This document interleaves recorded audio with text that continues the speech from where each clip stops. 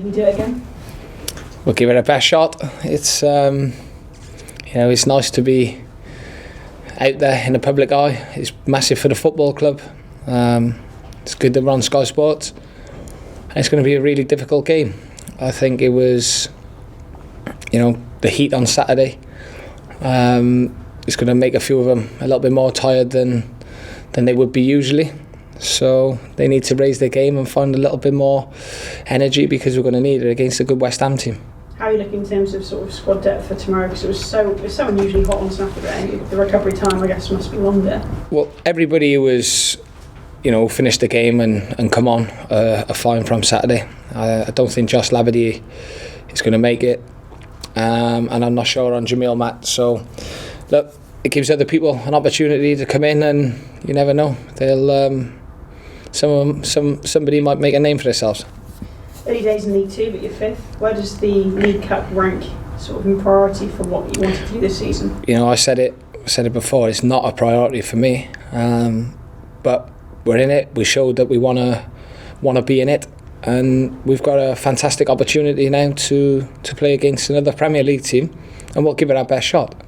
I want to do well in the league, and the focus is always there, as is probably nearly every club in the football league. But it's a nice distraction, and it's a free hit. What do you think West Ham will make of Rodney Parade and coming here? We'll find out Tuesday night. Look, it's obviously a lot different to what they're used to, but I know they're full of good professionals, top players. They've got a very good manager who's been there, seen it, done it. He's been in England, long enough now that he'll know what it's all about, and they'll be hoping not to have an upset because they'll probably be looking at it as it might be a route to Wembley for them. When you look at their team, I mean, it's full of big names, but who do you think are their biggest threats? You don't know where they're going to play, but you've got to look at the experienced ones. Mark Noble, he's come back on the weekend. I think played a part that he's been out. You've got people like Rice, Creswell might play. I think they'll mix it up a little bit, but look, they've got bags of talent, and we won't be just focusing on any one individual because we'll become unstuck if we take our eye off somebody else. So there's something about these games though, because League Two to Premier League, obviously with respect there's a golfing class, but you've done it so many times. I mean, you pushed Manchester City all the way in the FA Cup last season as well. What is it about these games when the players step over that white line? There doesn't seem to be much of a difference between the teams. I've said it. We've got some really good players. It's just consistency of delivering their maximum ability on a regular basis, and that's the difference between good players, top players, and world-class players. It's they do it week in, week out, day in, day out, and it's something that these players need to learn, and the ones who do will go on. How do you go about team selection for a game like this then? Because you've got your eye on the league game at the weekends. There's no international break, of course, for League Two, so you've got to think about that. Then I guess the lads are already keen to play. So will you be fielding your strongest 11, or will you mix it up? I might be making one or two changes, but I'm confident with the boys who come in that they can do a job, as they did then in Gillingham. I don't think it'll be that many changes because we got a lot more injuries than what we had then. So, I need to be careful. I need to make sure that we give it a good go and we do ourselves justice, because nobody wants to go out there and play a weakened team and get embarrassed. But I'm confident that won't happen. I know sort of the bigger names in the West Ham team, but for Newport, who are your biggest threats? Well, I don't want to give too much away, do I? I'm hoping they won't know too much about us. I know they'll do their homework, but the players, they all know about Podrick, Jamil. The boys who played, there's quite a lot who've played, last season, the Robbie Wilmot, Scott Bennett. So it's it's going to have to be a team effort. That's what we're about, and that's what'll get us success going forward. Great picture of you with your little lad, I think your oldest, Edward, on your shoulders on Saturday. Will both of your boys come down to watch this one tomorrow night? I'm not sure on the little one. It's a little bit past his bedtime, but I don't think we can stop Edward coming. He lives the atmosphere. He really takes it in, and he's very well known to the players, and they look after him and make him feel part of it, which is all you can ask for. He's a very privileged little boy. Do you let him in the changing room? If we win, we keep it professional. But like I said, the boys have seen him now growing up from a baby, and he's very comfortable around them. So, it's something that you want to share important moments with your children and your loved ones. So, if it's possible, then you might do, unless he's fallen asleep. The club got a lot of attention a couple of weeks ago. Wilfred Bonney was that selfie with you and him and the training. Is he still training with you? Yeah, Wilf's over there now. He's been fantastic around the group. He's been working hard, and like I said, he's welcome for as long as he wants until he finds a club that that he can go to. It's just really good and really positive having him around and watching his work ethic and the intensity he trains at, because like I said, it's only a good thing that the boys are watching somebody who's been at the top of their game, working so hard day in day out to better himself. How did that come about, him coming to train with you? It's just through a mutual friend. He contacted me, asked if it would be possible, and like I said, it can only be a good thing, and if I can help somebody along their way. Wilfred's a really nice guy as well. He's not just a good professional, and we've got on really well. So he's been fantastic around the place, and the boys have really enjoyed it. Is there any chance on a short-term basis that he could sign on and play for you? No, I doubt it. Look, I think he's a lot better than this level, and I think it'll be a lot bigger clubs who are interested in him. I know there's been a few already, but he wants to find the right one, and that's Wilfred's prerogative. So I'll just help him all I can by keeping him fit and sharp and ready to go when he does sign somewhere. So he's welcome to stay as long as it takes him to find somewhere suitable? Yeah, of course, because even on his day, on our days off, when we've played the night before, day before, he comes in and trains with the rest of the squad who haven't been involved. So that shows how hungry he is to still play and still do well in the game. And what impact and how has that influenced your players and perhaps some of the younger lads as well? Well, it has. You just, when you're seeing a player who's played at the top level go about this business the way he does, he's one of the first in. He's always in the gym doing his prehab, trains hard with intensity, talks to the younger boys as well. He don't think he's bigger than or better than anybody else. He's just fitted right in, if I'm totally honest. And the boys love picking his brains, love talking to him, and you can see him doing work with the strikers as well, especially the younger boys, the ones like Lewis Collins and Tristan Abrahams. So it's only beneficial for me. It's a no-lose situation. And will you go along and watch the game tomorrow night? Possibly. The invite's there. Have to see unless he's going to meet a club or something like that, then he's invited. He knows that. Is he close to anything?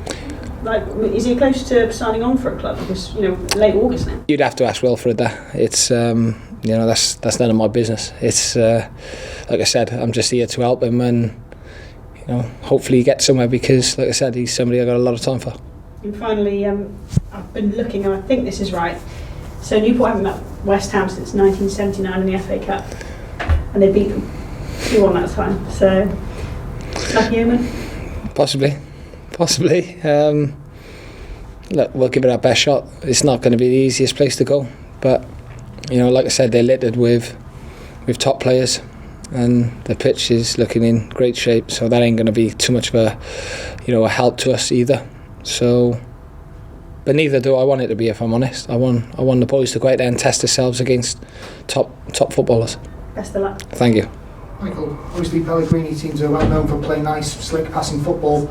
Does that make it not easier for you? Because obviously, like you say, they're a top flight side, but can you get in their faces more because of that? Because they don't, Well, that was the plan on Saturday, to be honest, against Crewe, and for whatever reason, we didn't do it. I'm not one to sit back. I'm not one to drop off and let teams pick you off, especially Premier League teams. They'll find a way.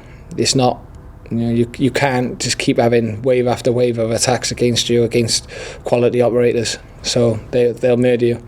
So we got to make a game of it. We got to go and give it our best shot. They will have possession. They will pin us back. I'm under no illusions of that. But it won't be just because we're deciding to sit back. It's because we respect the opponent as well. And when we can get in their faces and close the space, and they're passing lines, that's what we'll do.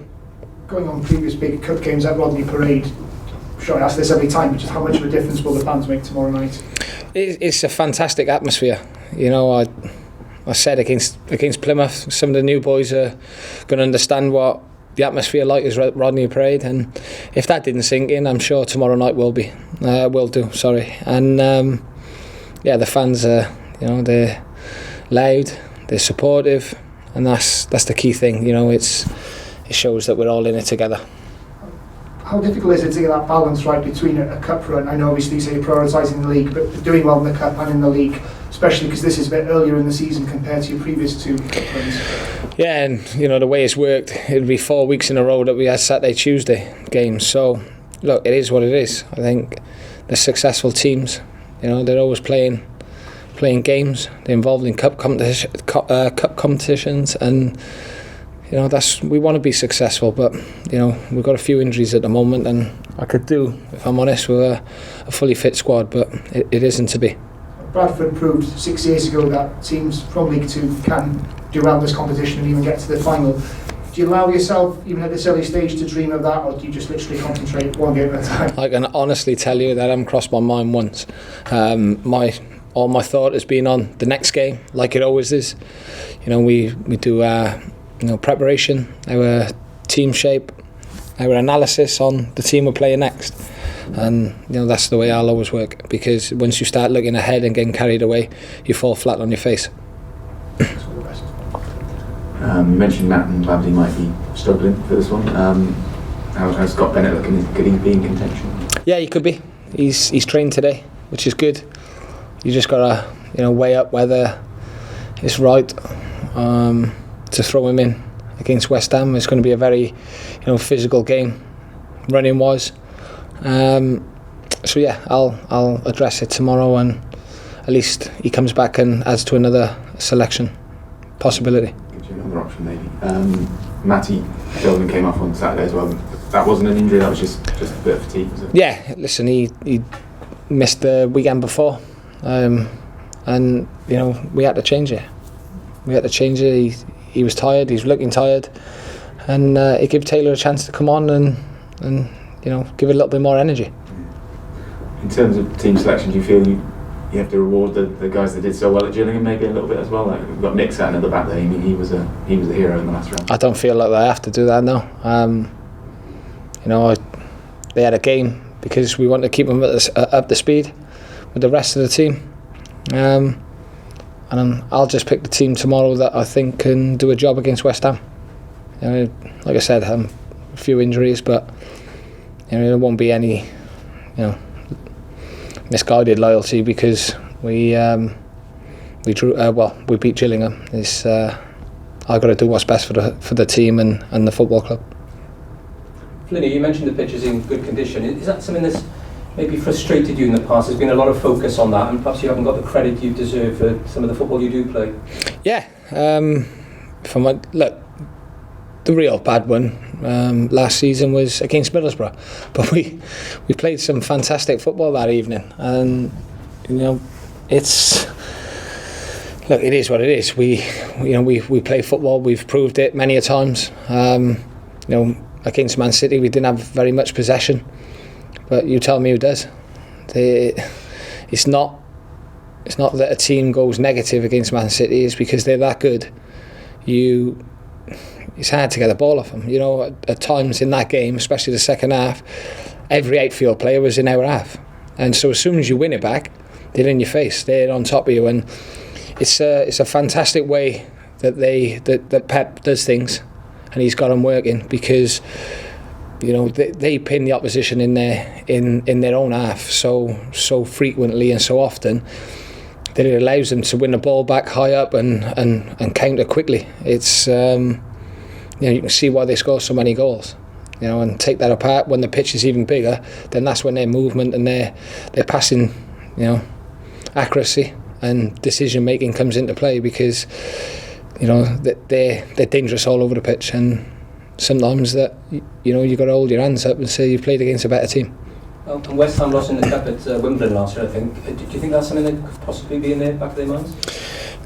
No, not at all. If I'm honest, I think they're coming in to this game after a good win. I think that's an important win for them, and I think their focus will be the Premier League, you know, predominantly. But they'll wanna have a good cup run as well, because, you know, the mid-table Premier League teams, they've got to be looking at it as a shot of winning a trophy, because if the big teams, you know, the Liverpools, the Man Cities, the Spurs, if they rest a few and, you know, they get upset, then it opens the door for the likes of the Leicesters, the West Hams. So yeah, you know, it's a good opportunity for them. Michael, on Wilfred, how good is it to have somebody like that in the building, for want of a better phrase, before a game of this sort of magnitude? Well, listen, he's been exactly the same today as he has been since he's come in. He's just a really nice lad. He's somebody I've got a lot of time for, and he's a good professional. You can see why he's played at the top, because of his quality. But you also see the other side of it now when he's in close with you, his work ethic and his desire to improve himself. So yeah, it's you know, I haven't got anything bad to say about him. Is he able to help at all? Obviously, I think he worked with Manuel Pellegrini at Manchester City. Can you lean on that at all? No, I wouldn't lean on that. He's a professional, you know. Yeah, I'm sure he's very, very fond of you know, Mr. Pellegrini, but, you know, I might try and catch him off guard and see if he can let something loose. And what does it say about Newport? You know, let's be honest, for him to be able to sort of come into Newport with open arms, that says a lot about the club and the respect that he has for the club, and vice versa, right? Yeah, of course. Listen, like I said, we've made big improvements as a football club in the last, you know, 2.5, 3 years, and we want to keep improving. We want to keep getting better and better. That's myself, the players, off the pitch, and look, like I said, it's fantastic that we're on the map and live on Sky, because again, it might attract keep a new generation of supporters coming through the gate. Fantastic.